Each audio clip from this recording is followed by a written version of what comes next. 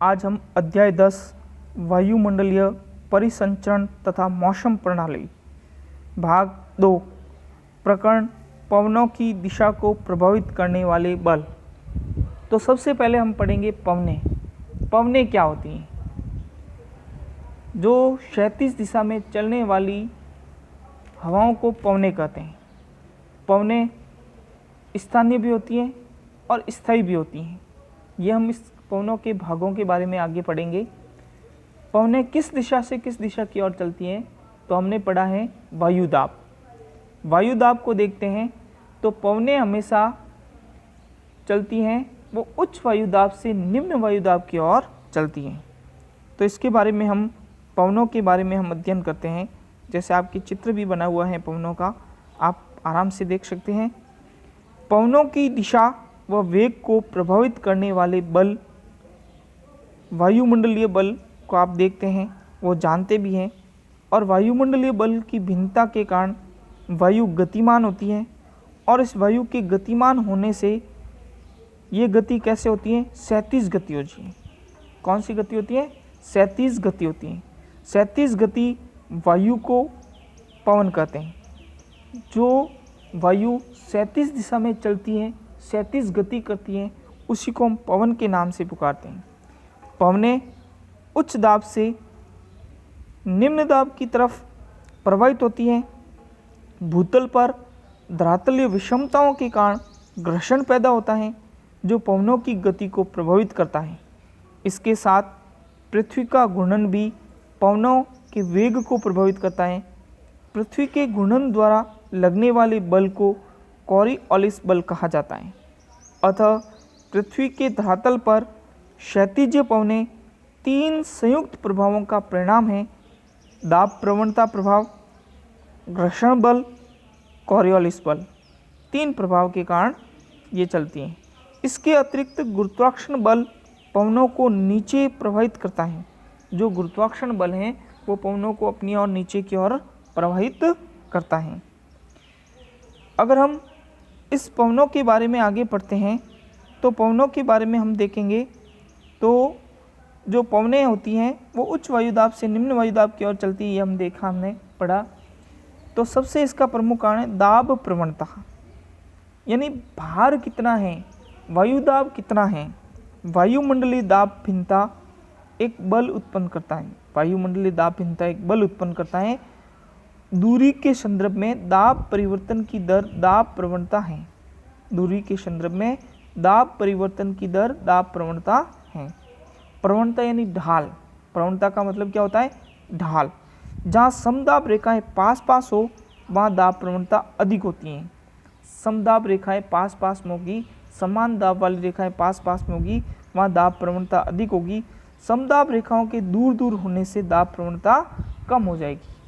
तो समदाब रेखाएं जैसे जैसे पास में होगी तो वहाँ पवन का वेग भी वैसे ही होगा और उसका ढाल भी वैसे ही होगा। तो हमने पढ़ा है कि कहीं अधिक वायुदाब होता है, कहीं कम वायुदाब होता है। तो कम वायुदाब की ओर हवाएं प्रवाहित होती हैं, उच्च वायुदाब से निम्न वायुदाब की हवाएं प्रवाहित होती हैं। और ये हवाएं निम्न वायुदाब की ओर प्रवाहित होने के कारण क्या होता है कि जो वायुदाब की जो रेखाएं होती हैं, जहाँ वायुदाब की रेखाएं पास पास वायुदाब की रेखाएं पास पास होती हैं, सम वायुदाब की रेखाएं पास होगी तो उसका ढाल तीव्र होगा, तो वायु भी उसी ढाल से वो आगे बढ़ती जाएगी। इसलिए दाब प्रवणता बल प्रमुख रूप से वायु को संचालित करने का काम करता है। दूसरा है घर्षण बल। घर्षण यानी क्या? किसी के आसपास से चलने पर टकराव होना, उसको घर्षण कहा जा सकता है। यह पवनों की गति को प्रभावित करता है। घर्षण बल धरातल पर घर्षण सर्वाधिक होता है। इसका प्रभाव प्राय धरातल से 1 से 3 किलोमीटर की ऊंचाई तक होता है और समुद्र सतह पर घर्षण न्यूनतम होता है।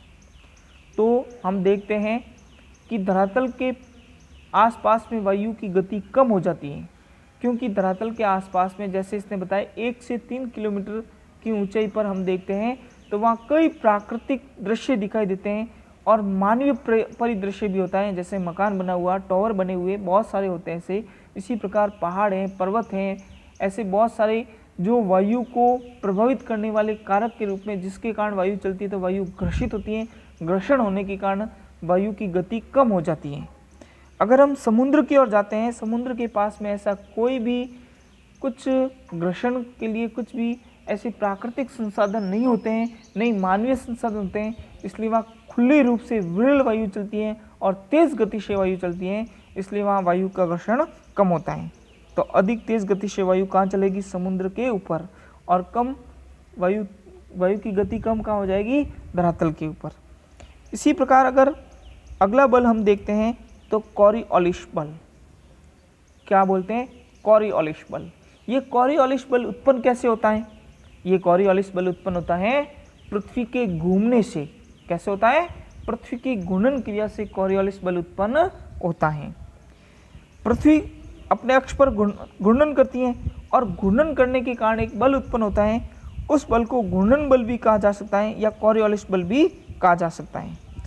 इस बल के कारण पवनों की दिशा प्रभावित होती है और 1844 में फ्रांसीसी वैज्ञानिक ने इसका विवरण प्रस्तुत किया था और इसी पर इस बल को कॉरियोलिस बल कहा है।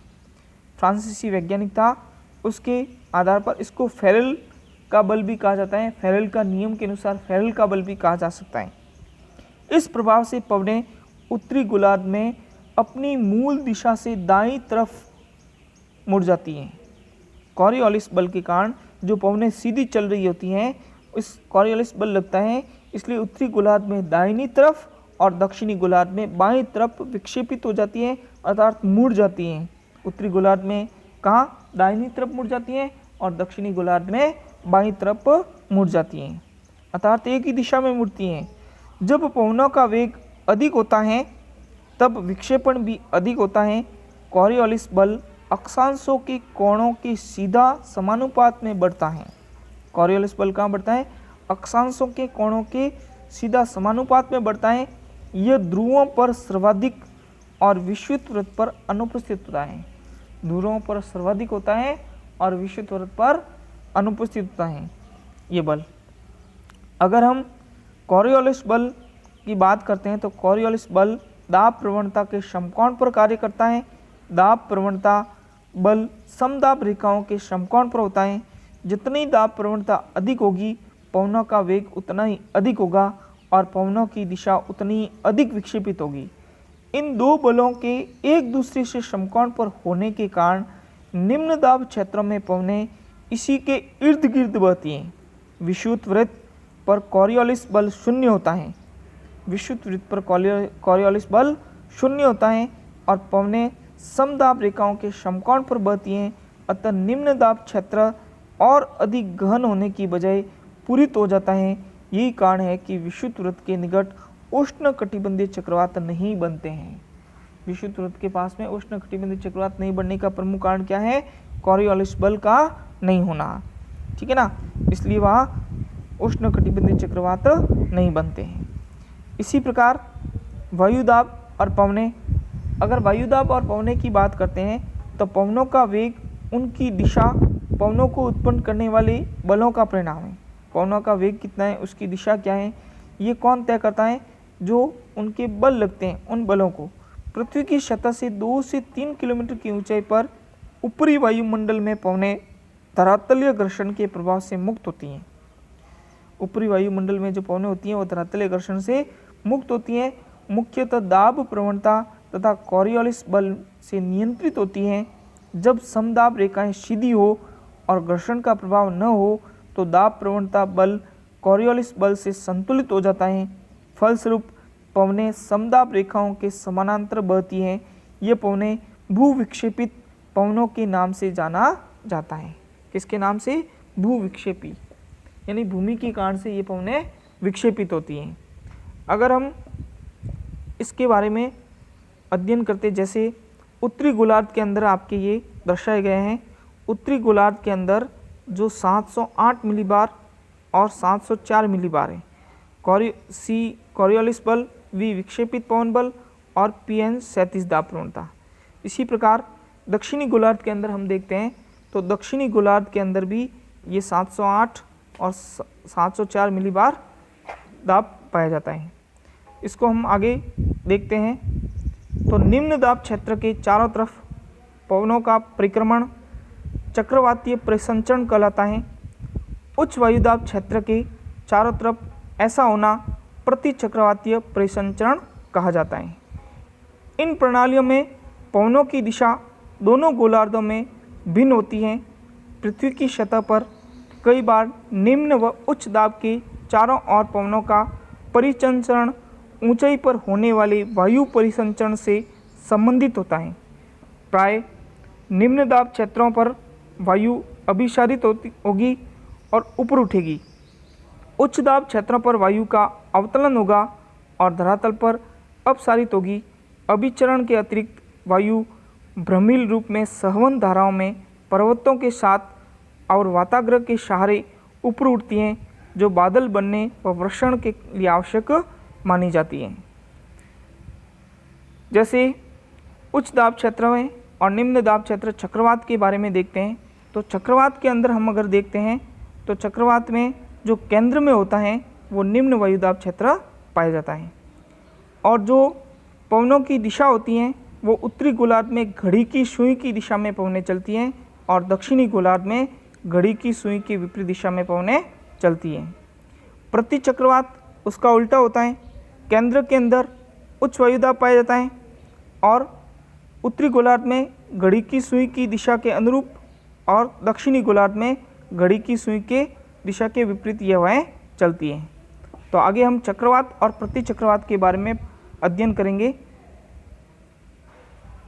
अब आता है वायुमंडल का सामान्य परिसंचरण।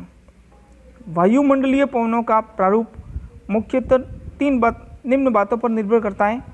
जैसे वायुमंडलीय ताप में अक्षांशीय भिन्नताएं। तो अक्षांशीय भिन्नताओं के आधार पर वायुमंडल में तापमान अलग अलग पाया जाता है। जैसे हम देख सकते हैं भूमध्य रेखा के आसपास के क्षेत्र में अधिक तापमान पाया जाता है, उसी प्रकार वहाँ का वायुमंडलीय दाब भी अलग अलग पाया जाता है।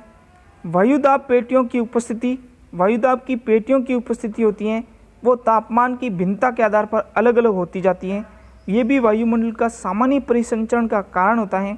और वायुदाब, वहाँ का वायुदाब कैसा है और वायुदाब पट्टियों का सौर विकिरण के साथ विस्थापन होना, महासागरों और महाद्वीपों का वितरण, पृथ्वी का घूर्णन, ये प्रमुख वायुमंडलीय का सामान्य परिसंचरण यानी वायु के संचालन का प्रमुख कारण माना जाता है।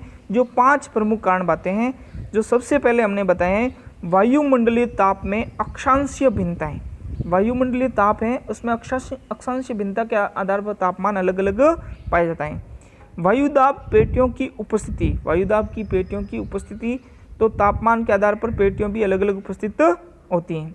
वायुदाब पट्टियों का सौर विकिरण के साथ विस्थापन, जहाँ तापमान अधिक होता है, जैसे जैसे सूर्य का डायरेक्शन चेंज होता है वायुदाब की पेटियाँ भी चेंज होती जाती हैं। और पृथ्वी का घूर्णन, पृथ्वी के घूर्णन के कारण भी वायुदाब की पेटियाँ पर प्रभाव पड़ता है। वायुमंडलीय पवनों के प्रभाव प्रारूप को वायुमंडलीय सामान्य परिसंचरण भी कहा जाता है। यह वायुमंडलीय परिसंचरण महासागरीय जल को भी गतिमान करता है जो पृथ्वी की जलवायु को प्रभावित करता है। अगर हम अपसरण और अभिसरण वायु के बारे में देखते हैं, अपसरण यानी एक दूसरे के विपरीत दिशा में वायु चलना। अपसरण का अर्थ क्या है? एक दूसरे के विपरीत दिशा में वायु चलना। जैसे ये वायु इधर जा रही है और यहाँ से ये घूम के ऐसे जा रही है और यहाँ से ये घूम के ऐसे जा रही है, एक दूसरे के विपरीत दिशा में। अभिसरण यानी एक दूसरे के सामने टकराना वायु। जैसे ये वायु चल के यहाँ आ रही है, ये वायु भी चल के यहाँ आ रही है, ये वायु चल के यहाँ आ रही है, ये दोनों चलने के बाद ये वापस इधर जाएगी, ये वापस इधर जाएगी। तो अपसरण और अभिसरण, अभिसरण और अपसरण आप देख सकते हैं। अपसरण में क्या होता है? एक दूसरे के विपरीत वायु चलना। अभिसरण यानी एक दूसरे के सामने वायु, ये भी अभिसरण हो रहा है, ये भी अभिसरण हो रहा है, ये अपसरण हो रहा है, ये भी अपसरण हो रहा है, यानी विपरीत दिशा में। अपसरण यानी अपमान करना जिसको कह सकते हैं, जो एक दूसरे का मुंह नहीं देखते हैं। अभिसरण यानी अभिवादन करना, जो एक दूसरे को हार पहनाते हैं, एक दूसरे के आमने सामने होते हैं। इस प्रकार की वायु के अलग अलग नाम दिए गए हैं। अब आता है वायुमंडलीय सरल सामान्य परिसंचरण। इस मानचित्र के माध्यम से हम देख सकते हैं कि जैसे आपके ध्रुवीय भ्रमिल, उत्तरी ध्रुव और दक्षिणी ध्रुव के बारे में, ये देखो वायु, चारों ओर वायु घूम रही है, इस वायु की दिशाओं के बारे में देख सकते हैं। तो इसमें सबसे पहले हम इसको बड़ा करके थोड़ा सा देखते हैं, तो हम देखते हैं कि भूमध्य रेखा के आसपास का जो क्षेत्र है, भूमध्य रेखा जो 0 डिग्री, ये 0 डिग्री भूमध्य रेखा है, इस 0 डिग्री के आसपास के क्षेत्र को 0 डिग्री से लगा के लगभग 30 डिग्री के उत्तरी अक्षांश और दक्षिणी अक्षांश के क्षेत्र को देखते हैं, तो इसको हम उष्ण कटिबंधीय या भूमध्य वृत्त के नाम से जानते हैं। इसको हम उष्ण कटिबंधीय क्षेत्र के नाम से भी जानते हैं। अंतर उष्ण कटिबंधीय अभिषण क्षेत्र हैं, इसके अंदर दक्षिणी पूर्वी व्यापारिक पवनें आती हैं और उत्तरी पूर्वी व्यापारी पवनें यहाँ उपस्थित होती हैं। अगर हम ऊपर की ओर जाते हैं, 30 डिग्री उत्तरी अक्षांश से लगा करके 60 डिग्री उत्तरी अक्षांश या 30 डिग्री दक्षिणी अक्षांश से लगा के 60 डिग्री दक्षिणी अक्षांश के मध्य जाते हैं, तो वहाँ पे उपोष्ण वायुदाब क्षेत्र पाया जाता है। यहाँ उष्ण है, वहाँ उपोष्ण वायुदाब क्षेत्र पाया जाता है। तो यहाँ निम्न वायुदाब क्षेत्र है, भूमध्य रेखा के आसपास क्या है, निम्न वायुदाब क्षेत्र, और उपोष्ण क्षेत्र में क्या है, उच्च वायुदाब क्षेत्र है। तो हवाएं कहाँ चलेगी, उच्च वायुदाब क्षेत्र से निम्न वायुदाब क्षेत्र की ओर हवाएं चलना प्रारंभ करती हैं। तो उपोष्ण वायुदाब क्षेत्र से उष्ण कटिबंधीय वायुदाब क्षेत्र की ओर हवाएं चलना प्रारंभ करती हैं। तो इस प्रकार से ये पवनें चलती हैं। 30 डिग्री से 60 डिग्री उत्तरी अक्षांश के पास में चलते हैं, तो वहाँ पछुआ पवनें चलती हैं, उत्तर में भी और दक्षिण में भी पछुआ पवनें चलती हैं।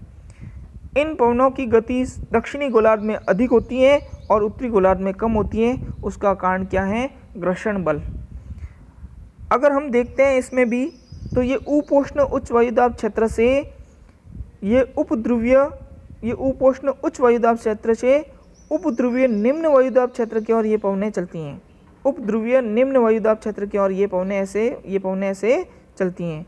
उपध्रुवीय निम्न वायुदाब क्षेत्र की ओर ये पवनें चलती हैं। इसी प्रकार से 60 से 90 डिग्री यानी दक्षिणी गोलार्ध और उत्तरी गोलार्ध के अगर हम देखते हैं, दक्षिणी गोलार्ध और उत्तरी गोलार्ध में हम अगर देखेंगे, दक्षिणी गोलार्ध और उत्तरी गोलार्ध को हम देखते हैं, तो उत्तरी गोलार्ध के अंदर, ये उत्तरी गोलार्ध के अंदर यहाँ उच्च वायुदाब क्षेत्र होता है और दक्षिणी गोलार्ध में भी उच्च वायुदाब क्षेत्र होता है। तो ये हवाएं हैं वो निम्न उच्च वायुदाब क्षेत्र से निम्न वायुदाब क्षेत्र की ओर चलती हैं, जो नीचे की ओर चलती हैं। तो इस प्रकार से ये हवाओं का डायरेक्शन बताया गया है। और हैंडेल कोस्ट, ये हैंडल कोस्ट के नाम से भी जाना जाता है।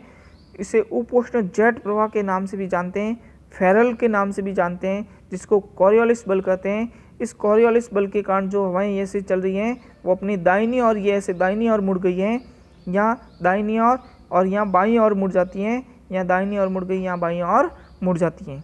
इस प्रकार से इस मानचित्र के माध्यम से हमने इसको पूरा समझा है। अब हम देखते हैं, तो उच्च सूर्य तप व निम्न वायुदाब होने से उत्तरण, उच्च सूर्य तप और निम्न वायुदाब होने से अंतर उष्ण कटिबंधीय अभिषण क्षेत्र पर वायु सहवन धाराओं के रूप में ऊपर उठती हैं। उष्ण कटिबंधों से आने वाली पवनें इस निम्न दाब क्षेत्र में अभिषण करती हैं और अभिसरित वायु सहवन कोष्ठों के साथ ऊपर उठती हैं। यह क्षोभ मंडल के ऊपर 14 किलोमीटर की ऊंचाई तक ऊपर चढ़ती है और फिर ध्रुवों की तरफ प्रवाहित होती हैं। इसके परिणाम स्वरूप लगभग 30 डिग्री उत्तर व 30 डिग्री दक्षिणी अक्षांशों पर वायु एकत्रित हो जाती हैं और एकत्रित वायु का अवतलन होता है और यह उपोष्ण उच्च दाब बनता है। और अवतलन का एक कारण यह है कि जब वायु 30 डिग्री उत्तरी व दक्षिणी अक्षांशों पर पहुंचती है तो ये ठंडी हो जाती हैं और धरातल के निकट वायु का अपसरण होता है और यह विषुवत वृत्त की और पूर्वी पवनों के रूप में बहती है। विषुवत वृत्त के दोनों तरफ से प्रवाहित होने वाली पूर्वी पवनें अंतर उष्ण कटिबंधीय अभिसरण क्षेत्र, जिसको ITCZ कहते हैं, पर मिलती हैं और पृथ्वी की सतह से ऊपर की दिशा में होने वाले परिसंचरण और इसके विपरीत दिशा में होने वाले परिसंचरण को कॉस्ट कहते हैं।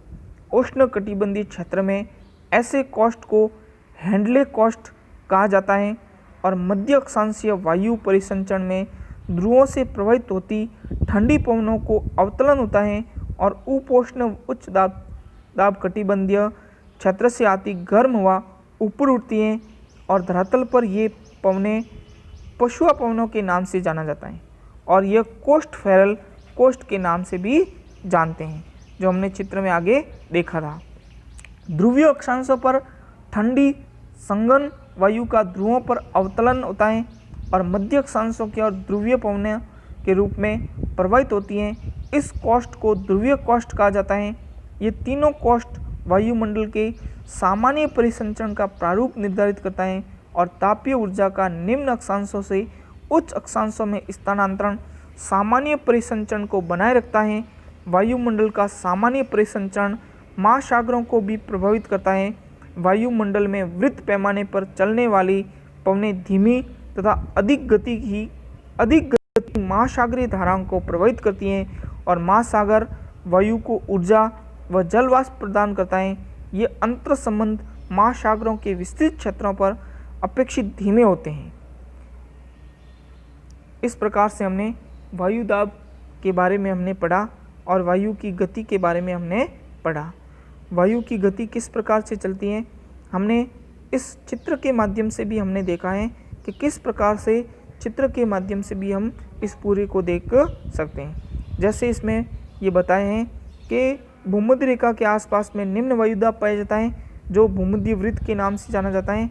यहाँ निम्न वायुदाब है और भूमध्य रेखा के ऊपर की ओर जाएंगे 30 डिग्री उत्तरी अक्षांश या 30 डिग्री दक्षिणी अक्षांश की तरफ जाते हैं। 30 डिग्री से 60 डिग्री दक्षिणी अक्षांश में वह उच्च वायुदाब पाया जाता है, जो उपोष्ण उच्च वायुदाब है। तापमान के कारण यह पाया जाता है और उपोष्ण उच्च वायुदाब के कारण इसमें क्या होता है, उपोष्ण उच्च वायुदाब पाया जाता है, जिसके कारण से हवाएं निम्न वायुदाब की ओर प्रभावित होती हैं, जो व्यापारिक पवनें चलती हैं। इसको कोस्ट उपोष्ण कहा जाता है, कोस्ट उपोष्ण जेट कहा जाता है, जो ये चलती हैं। इसी प्रकार हम ध्रुवों की ओर जाते हैं तो जो उपध्रुवीय क्षेत्र हैं या अधिध्रुवीय क्षेत्र हैं वहाँ निम्न वायुदाब पाया जाता है और ध्रुव के ऊपर हम जाते हैं दक्षिणी ध्रुव या उत्तरी ध्रुव, वहाँ उच्च वायुदाब क्षेत्र पाया जाता है। तो उच्च वायुदाब से निम्न वायुदाब की ओर पवनें चलती हैं। ये पवनें भी ध्रुवीय पवनों के नाम से चलती हैं। इसी प्रकार ये उच्च वायुदाब हैं, जो पशुआ पवनें हैं वो भी उपध्रुवीय क्षेत्र की ओर चलती हैं। जो पशुआ पवनें हैं वो अपने उत्तरी गोलार्ध में कोरियोलिस बल के कारण दाहिनी ओर मुड़ जाती हैं, दक्षिणी गोलार्ध में बाईं ओर मुड़ जाती हैं। इस प्रकार से ये हमने इसमें पढ़ा है। अब हम बोध प्रश्न के बारे में बात करते हैं। बोध प्रश्न क्या है, बोध प्रश्न के बारे में अध्ययन करते हैं। तो बोध प्रश्न, पहला प्रश्न है, वायु गतिमान क्यों होती है। तो वायु गतिमान क्यों होती है, वायुदाब की भिन्नता के कारण। उच्च वायुदाब होता है, निम्न वायुदाब होती है, उसी के कारण से वायु गतिमान होती है। पवन किसे कहते हैं, तो क्षैतिज गतिज वायु को पवन कहते हैं। पवनों की दिशा को प्रभावित करने वाले बल कौन से हैं, दाब प्रवणता बल, घर्षण बल, कोरियोलिस बल, ये पवनों की दिशा को प्रभावित करने वाले बल होते हैं। कोरियोलिस बल किसे कहते हैं, पृथ्वी के घूर्णन के कारण उत्पन्न होने वाले बल से पवनों की दिशा में परिवर्तन होना ही कोरियोलिस बल कहा जाता है। पृथ्वी के घूर्णन के कारण उत्पन्न होने वाले बल से पवनों की दिशा में परिवर्तन होना कोरियोलिस बल कहा जाता है। वायु को ऊर्जा व जल वाष्प कौन प्रदान करता है, तो महासागर होता है, वो वायु को ऊर्जा और जल वाष्प प्रदान करता है। ग्रह कार्य, पवनों की दिशा को प्रभावित करने वाले कौन कौन से बल हैं, समझाइए। वायु परिसंचरण को समझाइए। यह आपको नोट्स बुक्स में करना है, कॉपी के अंदर करने, और इसको ध्यान से पढ़ा। बहुत बहुत धन्यवाद आपका।